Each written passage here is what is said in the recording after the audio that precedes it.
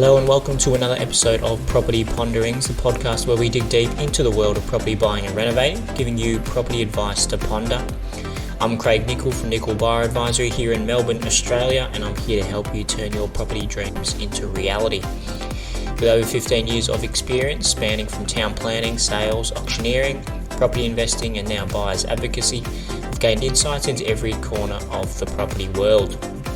Today we're delving into the timeless principles outlined in Jan Summers' influential book, Building Wealth Through Investment Property. By the end of our chat, you'll have a clear understanding of how to apply these strategies to build your own property portfolio and achieve financial independence. So let's dive in and get one step closer to your dream property.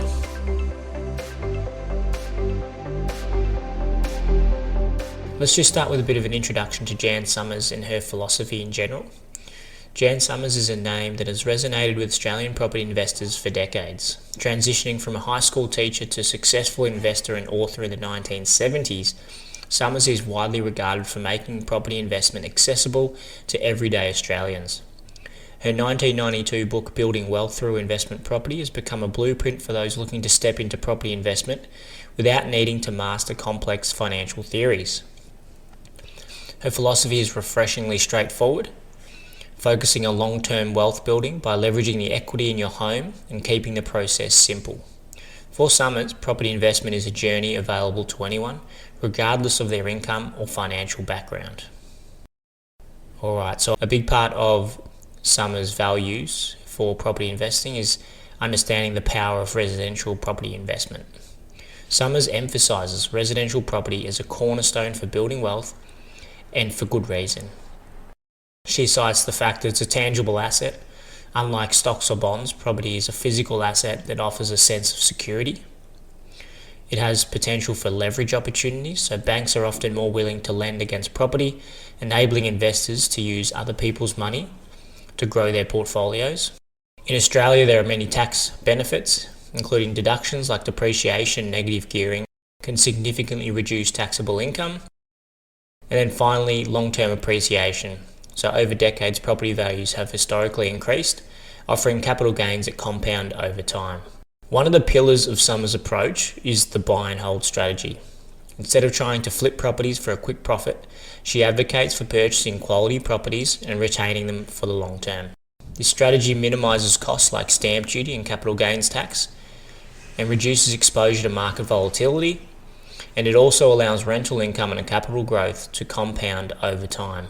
A standout concept in Summers' methodology is using the equity in your property to scale your portfolio.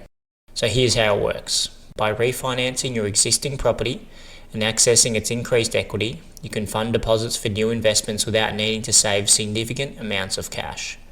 This creates a snowball effect, accelerating portfolio growth and capitalising on rising property values. So just to recap quickly on the two we've covered so far, she pushes hard for buy and hold strategy to make and build wealth over the long term.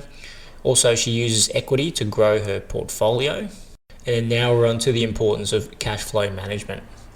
So while long-term growth is key, cash flow management is equally crucial.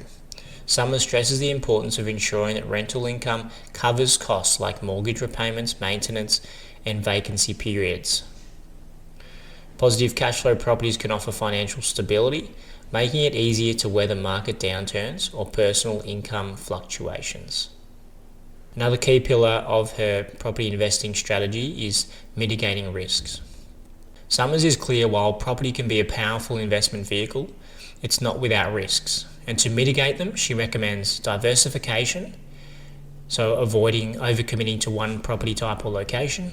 She recommends researching and understanding the market dynamics, including local demand, economic indicators and upcoming infrastructure projects. She also advocates getting professional advice, so engaging with trusted financial advisors, legal experts and property managers to make well-informed decisions. And finally, a big part of the principles of Jan Summers and from her book, Building Wealth Through Investment Property, Summers underscores that a commitment to education and the right mindset are non-negotiable for long-term success. She suggests continuous learning, so keeping up with market trends, attending seminars and learning from experienced investors. She also suggests patience, accepting that property investment is a marathon and not a sprint. And then finally, she talks of discipline. So sticking to your plan and avoiding being influenced by short-term market movements or hype. So there you go. Jan Summers, Building Wealth Through Investment Property, is more than just a book. It's a roadmap to financial independence for everyday Australians. By leveraging equity, managing cash flow effectively and embracing long-term strategies, you can steadily build a property portfolio that supports your financial goals. Okay, that ends another episode of Property Ponderings. I hope this has given you a few small tips to be able to make some better buying decisions for your next property purchase from a wonderful book. If you want to discuss anything further from this podcast, or if you're wanting to get tailored buying or renovating advice, please feel free to contact me. My number is 0400 122 081 or craig@nicholboroadvisory.com.au. Chat again soon.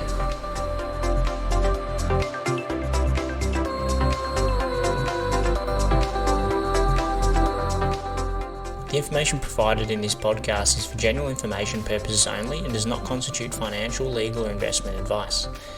While every effort is made to ensure the information shared is accurate and up to date, it may not apply to your specific circumstances. Listeners are advised to seek independent professional advice tailored to their personal situation before making any property, financial, or investment decisions. Nicol Borough Advisory and Craig Nicol disclaim all liability for any decisions made based on the information discussed in this podcast. Property markets are dynamic and outcomes can vary depending on factors such as location, timing, and economic conditions. Always conduct thorough research and consult with trusted professionals before taking action. By listening to this podcast, you acknowledge and accept this disclaimer.